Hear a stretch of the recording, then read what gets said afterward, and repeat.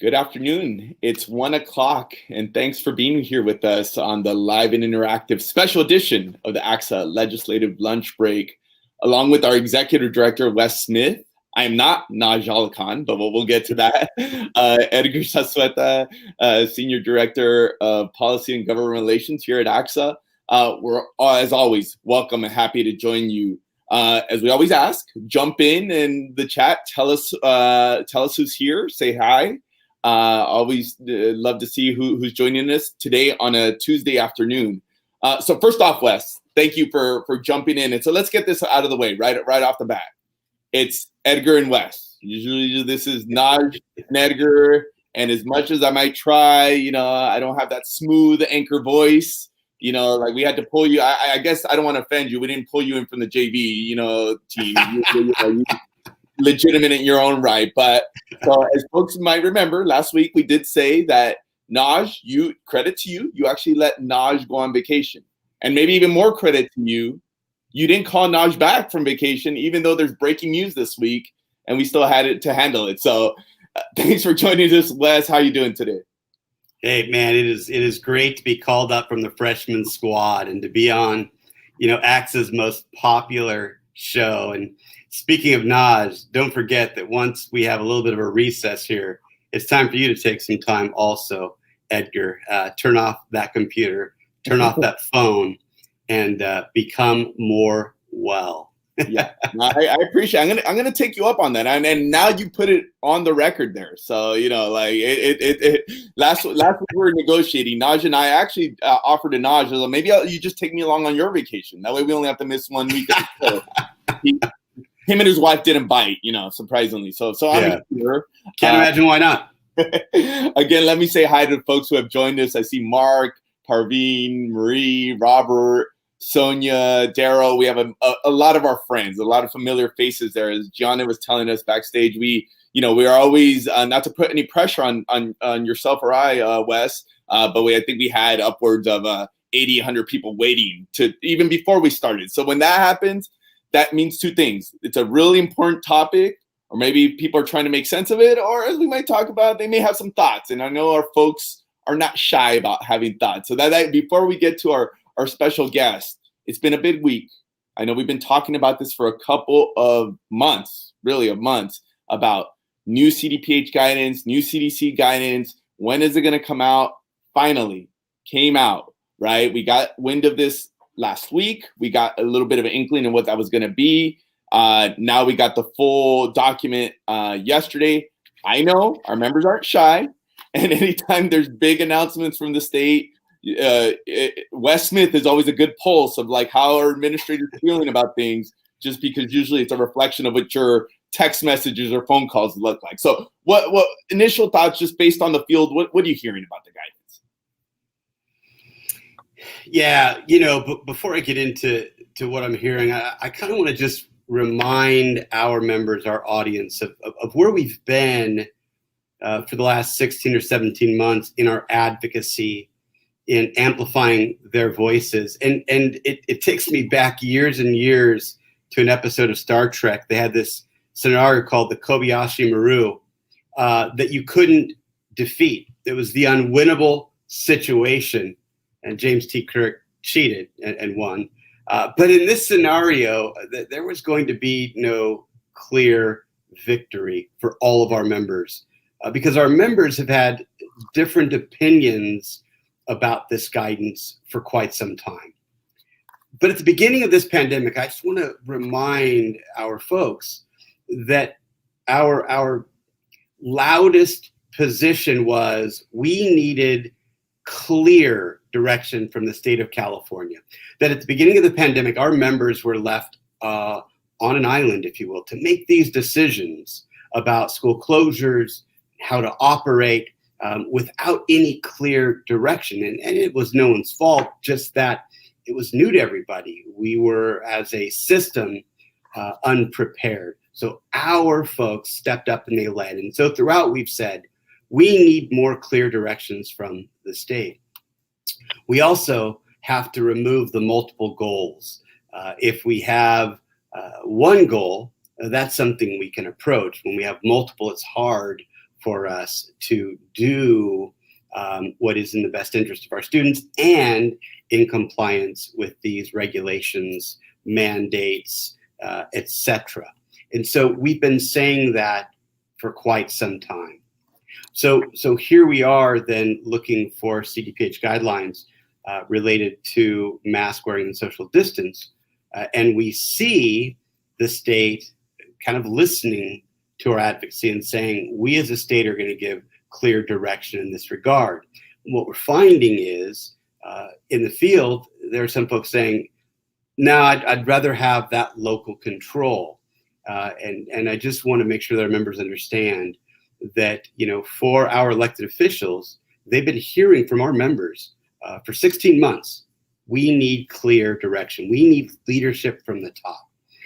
And now we're getting that. And some folks are saying, nah, that's not really what we meant. And look, we know why this is, right? The pandemic is absolutely a public health crisis. We know Californians have suffered, including with their lives, right? This is serious. But we also know, as much as it's a public health crisis, it's a political crisis. And we know in some of our communities, whether to wear masks or not wear masks is not so much about the science as it is about the political dispositions. And those politics land squarely on the plates of our superintendents, district, and county leaders, such that our members, as we've said on the show, are receiving death threats, right? Real threats to their lives, to their families' lives, because of the volatile, polarized politics throughout California and at the local level. And one of the things, whether we agree or not with what was handed down, was that our administration said, we are going to suffer the consequences politically of this. We are going to take this on ourselves and say, even though it's not politically popular across the state, we're going to make a determination, absent politics, that we think is in the best interest of our students. And so that's what they've done. And I know our members are in some areas frustrated and a little bit unsure of where they go next.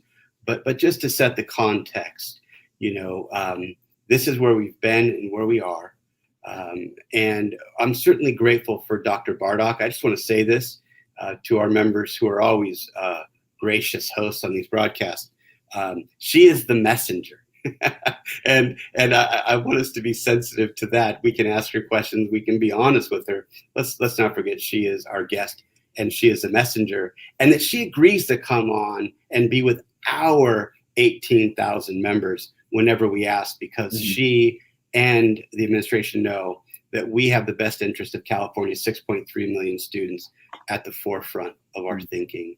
And so that's what I'm hearing, a reminder of where we've been, and a token of gratitude for Dr. Bardach for being here and clarifying.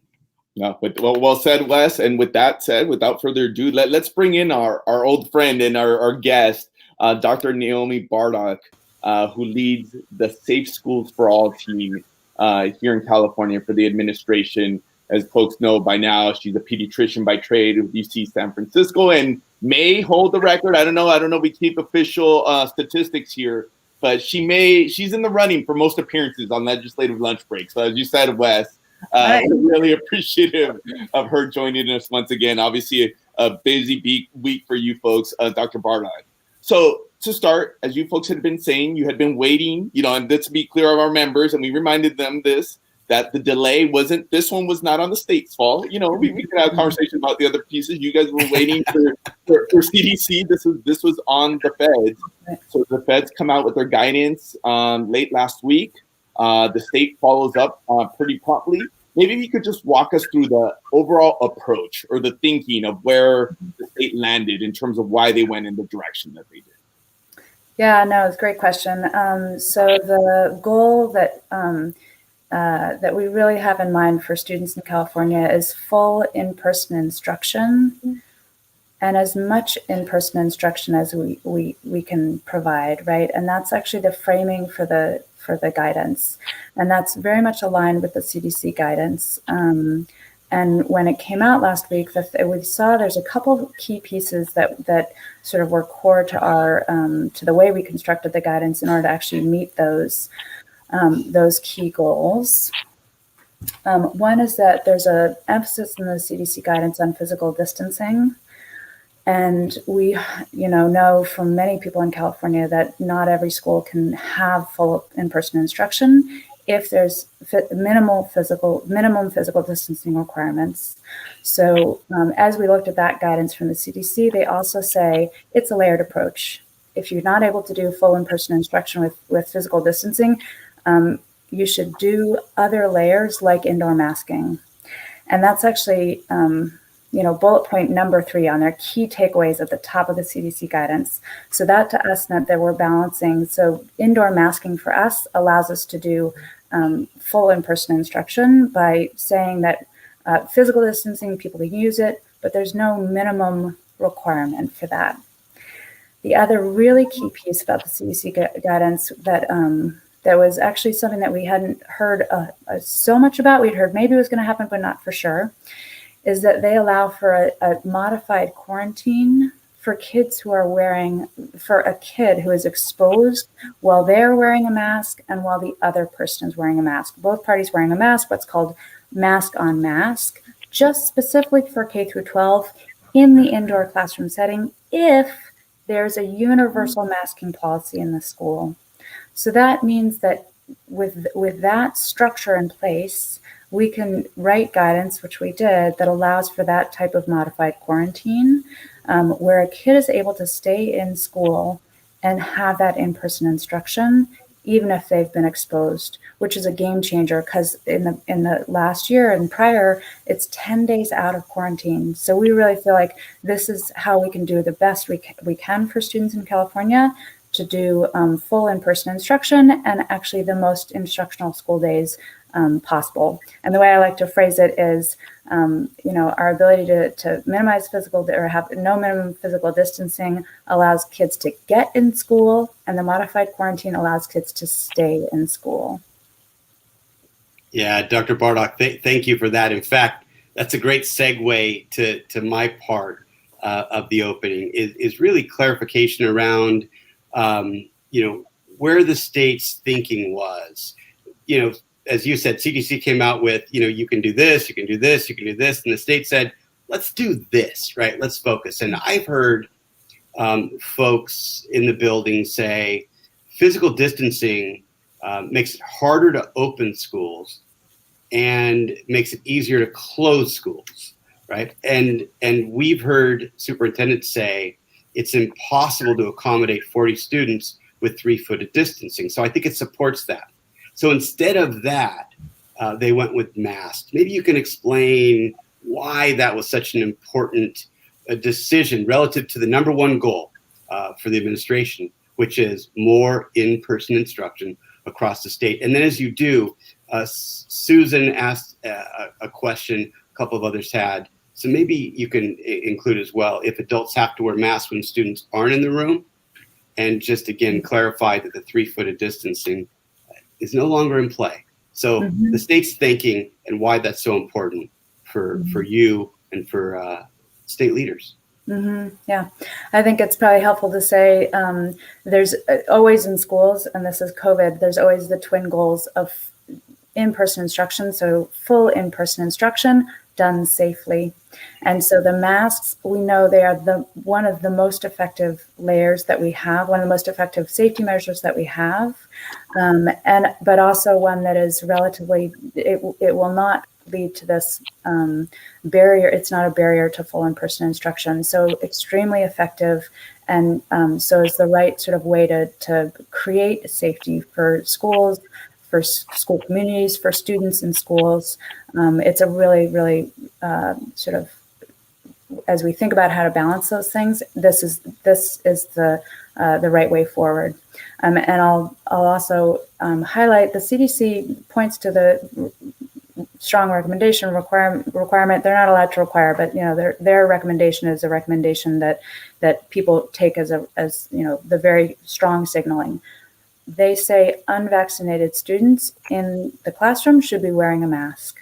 So that means that all of our elementary school students and all of our unvaccinated high school students and middle school students should be wearing masks, which turns out it's 66% of our 12 to 17-year-olds are still not vaccinated.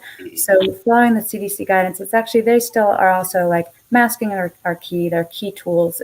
Masks are key tools for us in the outset of the school year. So hopefully that helps. The clarity about the adults is, it says in the guidance that it clarifies that adults need to be wearing masks in the indoor setting as long as they are sharing space or supervising students in that indoor setting. Otherwise, the Cal OSHA standards are what oversee those the masking practices for teachers in schools.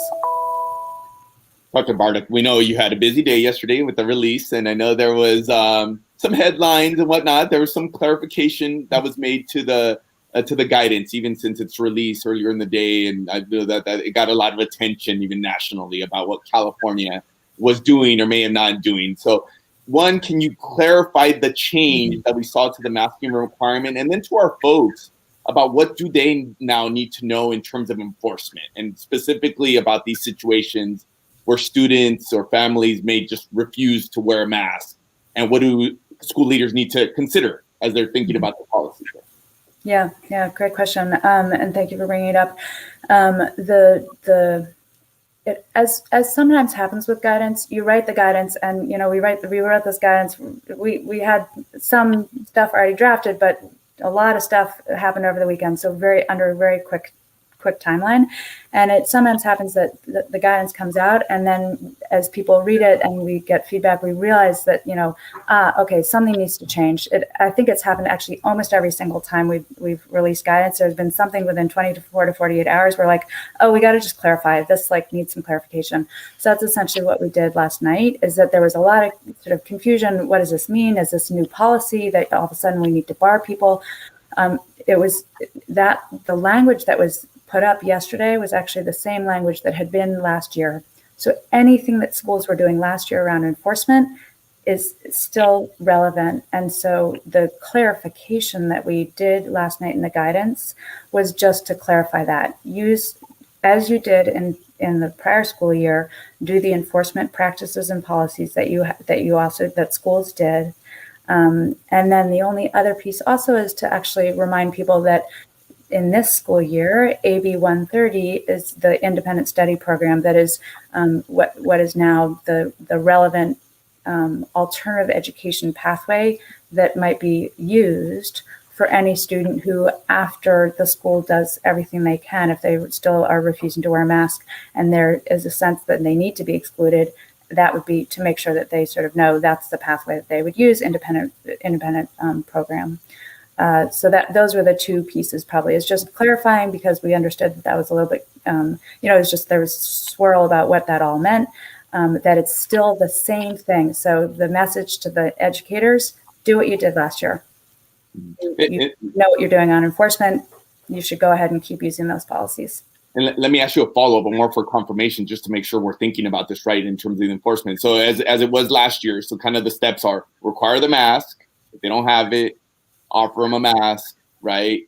If they refuse, they can be excluded, right? Or per the health orders, or offer them an alternative, right? And I think you just talked about one of the alternatives, given the new law that was signed into law. It could be independent study, but is that generally the way to think about it? Mm-hmm. Yeah, and I probably would only say they have to be offered an alternative educational opportunity. And it is the one that is pointed to as the independent study program that got clarified in AB 130. Yeah, thanks for that clarification. I was watching the Today Show with my wife, and they came on and said, "Oh, California's reversed its position on wearing masks in schools." My wife looked at me and said, "Fake news?" And I said, "Yeah, I think so." Thank you for clarifying. Yes. Thanks for that clarification. And again, just further clarify, we're talking about in the classroom setting, right? We're not talking about those outdoor activities where, I think CDPH had already commented on the need to wear masks outdoors, just for our members who are are still maybe confused about and that. sorry, just to help with the language, so that there is not a requirement for masks outdoors. Yeah, thank you. So, hey, so you mentioned the quarantine, and again, the theme is we want our students to safely, as you pointed out, and it's not a small qualifier. It's important to safely be an in-person instruction to the extent possible around the state. The new quarantine guidance is aimed at helping that. Just, generally, so that people understand, what are the main points about the new quarantine rules? Can parents self-attest that their students have been tested, as one of our members asked? So just generally, how is the new quarantine guidance playing out? So the piece of the quarantine guidance is that in the indoor classroom setting, if both of them were wearing masks, if both people were wearing masks, then the student who is exposed is able to stay in the in-person instruction with a minimum of twice weekly testing. And so the school is going to have to be able to know about the negative test that the student is getting. That they need to get tested, and then as long as it's negative, they get to continue to stay. If it is positive, then they go home. Excuse me. So those are the basic pieces. The implementation of parent self-attest, et cetera, we don't say that in the guidance. We don't have specific rules saying you have to do it this way. The implementation pieces of it, the state has incredible resources from the testing task force, and I can provide the link to people for you guys to share with your membership. That is for school-based testing, that allows for that testing to be done in a relatively very straightforward way, so that the school can very easily get the result and see it. So it makes it much more streamlined, rather than trying to figure out how to get the reporting perfectly done. And I will say that there's existing state programs, they're free.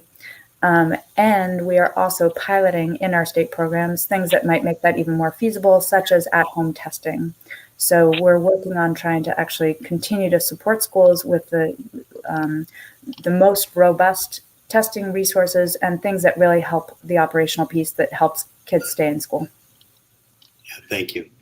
Dr. Bardach, we've gotten a number of questions about, obviously we're talking about kids and how it impacts it. And I know there's been some questions. I think David Garcia asked the latest one about when individuals when there's educators in a room without students, faculty meeting or whatnot, and if there's in situations where they may be an unvaccinated person, and how do we deal with that? So generally speaking, I know this may have some interplay also with Cal-OSHA, but what would you say on these pieces when there's not students in school? How does the guidance impact those situations? Yeah. So I think there's two questions embedded in there, and I'd actually like to sort of speak to both of them. One of them is a regulatory question. So what rules sort of, guide the interaction for adults in a room who are not working with students at all in a separate space, and that is a Cal-OSHA. The Cal-OSHA regulations are sort of oversee that kind of situation, and I'm reluctant to say exactly what they are right off the top of my head, because I wouldn't want to get it wrong in this forum. But they allow for a different set of rules, basically, for vaccinated versus unvaccinated, particularly in a self-attestation for teachers in talking about what their vaccination status is. So that's the Cal-OSHA piece.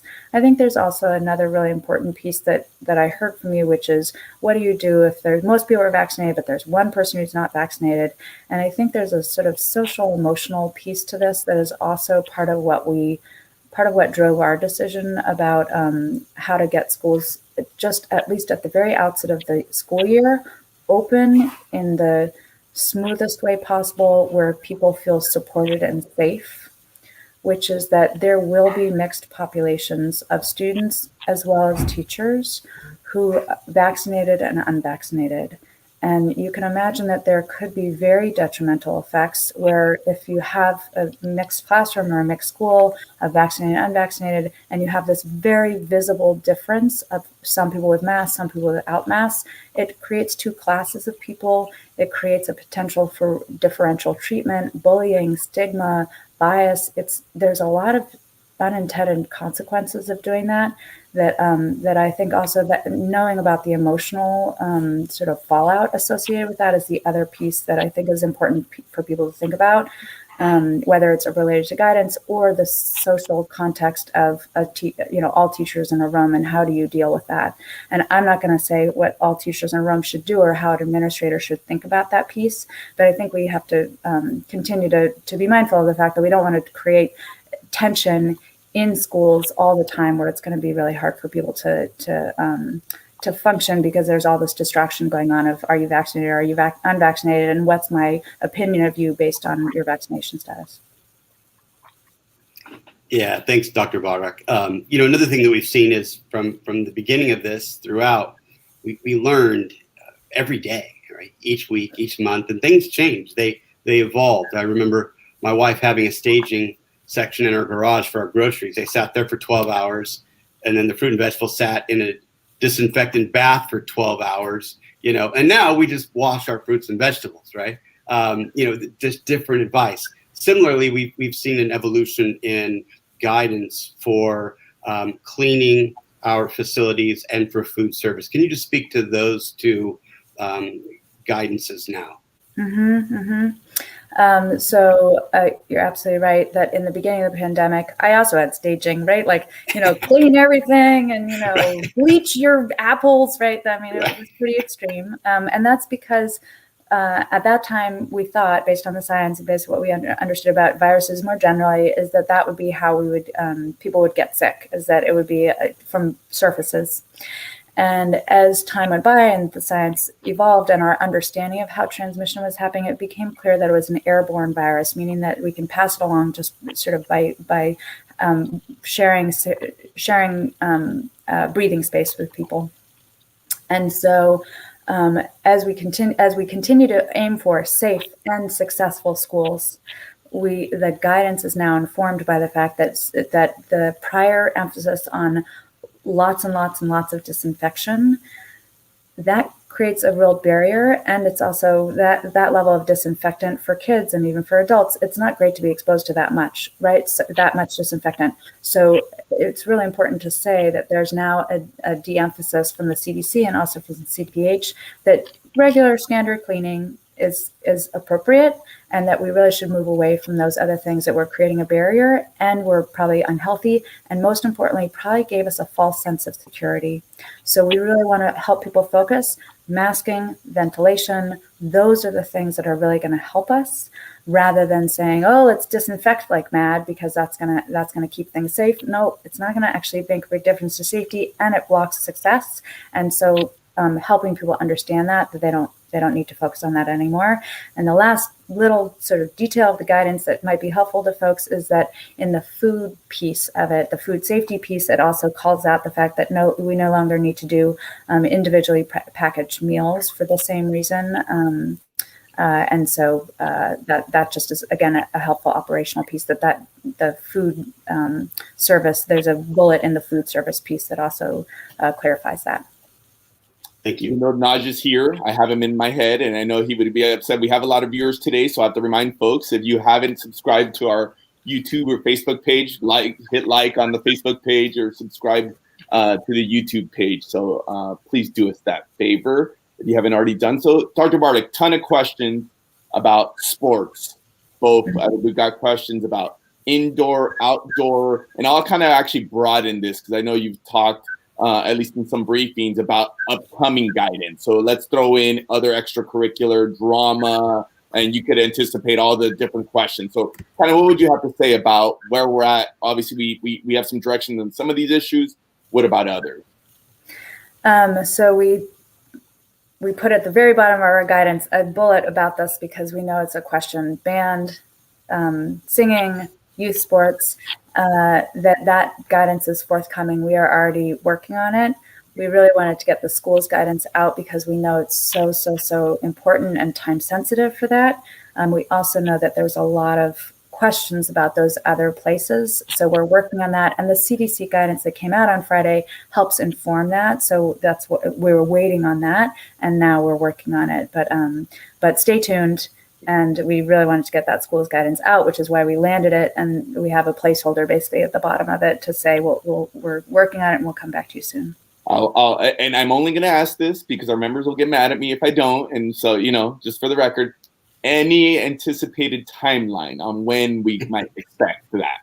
I have to ask. I had to try. You are allowed to ask that question. I've been working in this job for long enough that I can say we're working on it really hard. So I can guarantee that. That I can tell you. I can attest to my time. And as soon as we possibly can, I am hopeful that I don't think it'll be as early as this week.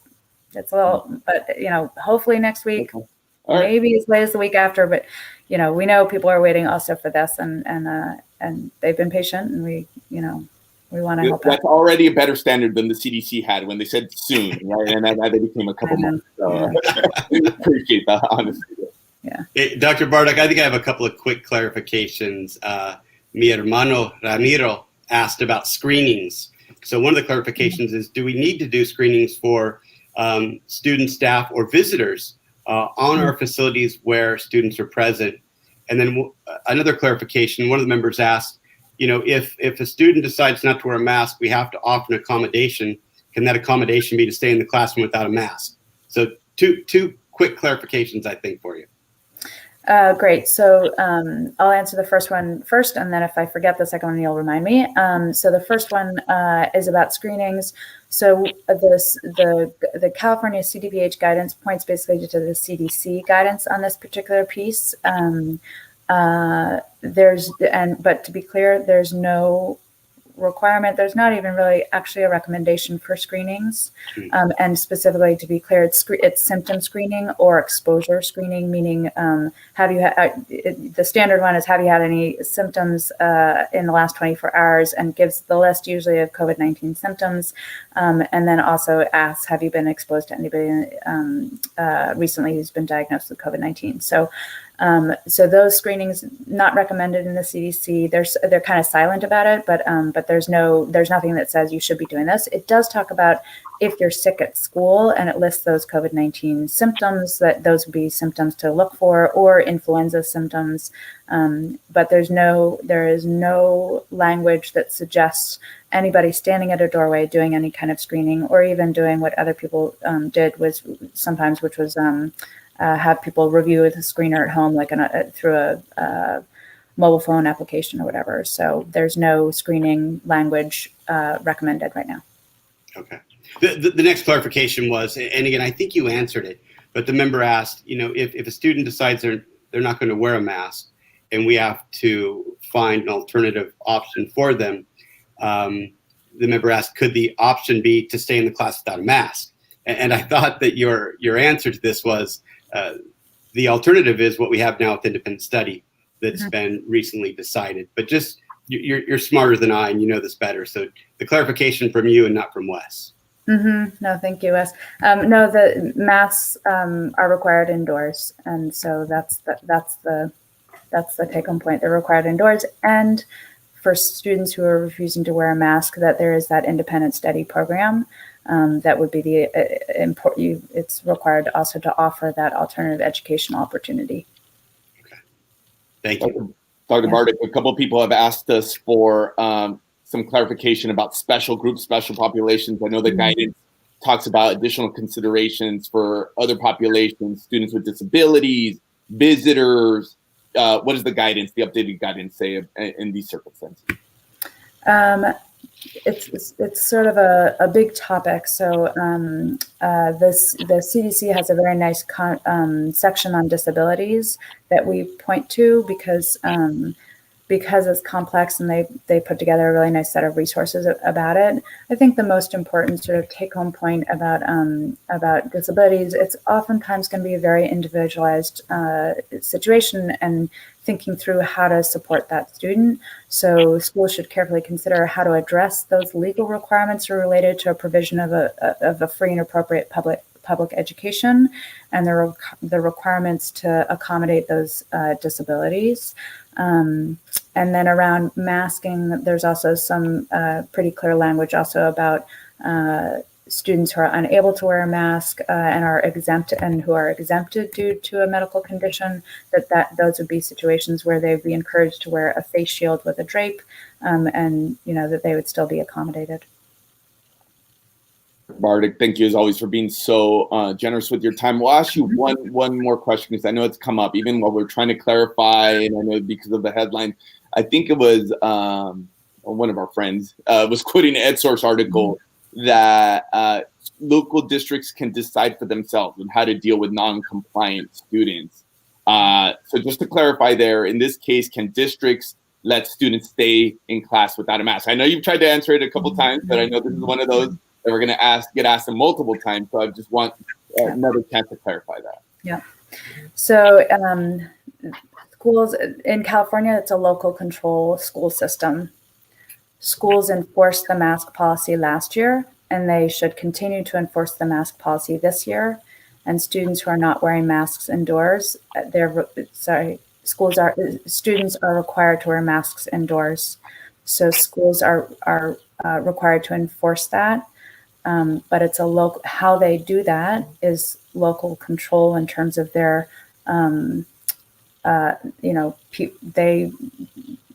they have to figure out how they're going to be doing that enforcement, but it does need to be enforced.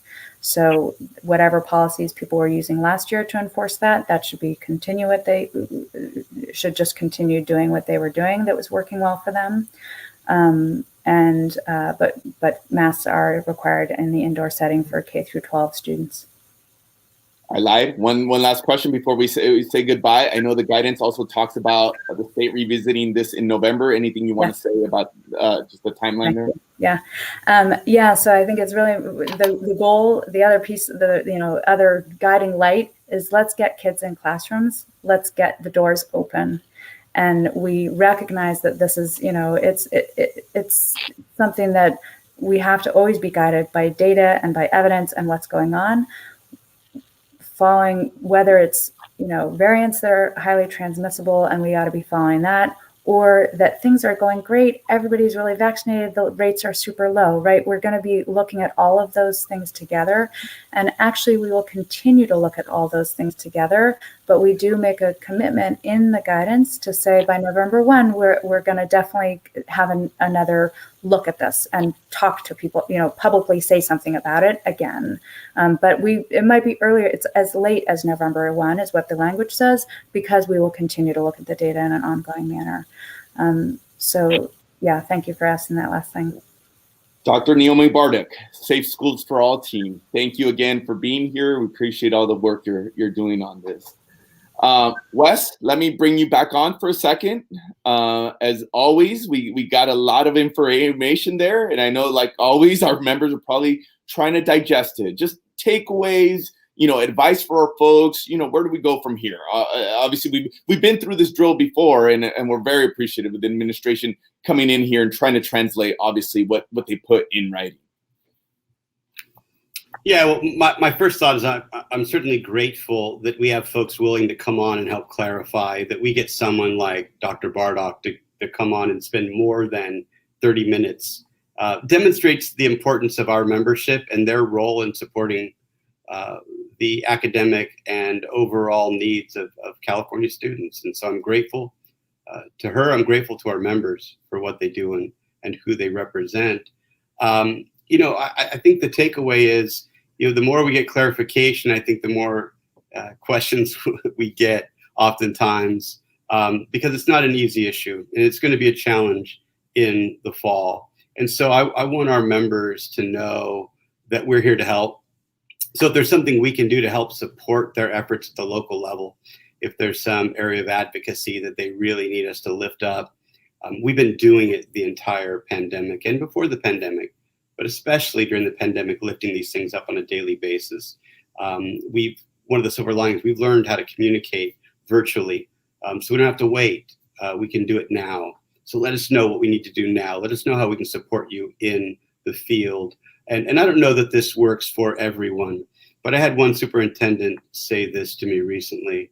The political vitriol at the local level is untenable for them. And they said, when people come to the meeting and blame us, we remind them that we're only following state mandates. Right? We're not entering into the political notion of whether this should or shouldn't be. It just is what the state has required. We're following that requirement, and we get to work. And so where that will help folks, I hope that does. And where it doesn't, maybe we can help in some way at the local level also. So we're here to support our folks. That's the takeaway for me. Always good advice for our members, Wes. Just to keep that perspective, and that's what we're here for, right? As we've seen through the modifications and through, I think we've all lost track. I think we're saying 18 months, might be more than that. Through this whole journey, it's been this back and forth, and I think that's been our role to try to bring clarity, make modifications, and keep working at this. Yeah. Well, Wes, this was a great show. No offense to Naj, I think we did all right. Now, with that said, though, and no offense to you, I'm going to be happy to get him back. Yeah. So will I. So will our members. Yeah. So, no, but it was, thanks for stepping in. I think this was a big topic. Obviously, by the amount of members that we had here today, folks can expect that we're going to hear more from ACSA, right, on this issue, and then we'll keep working at it. That's right. Absolutely. So, folks, thank you so much for participating. We'll be back to our regular scheduled time next week at 1 o'clock. I'm sure we'll be talking about face coverings or clarification in one shape or form or another. So hope everybody will join us back next week. And everybody have a great week. Yeah, absolutely. Stay safe. Be well out there.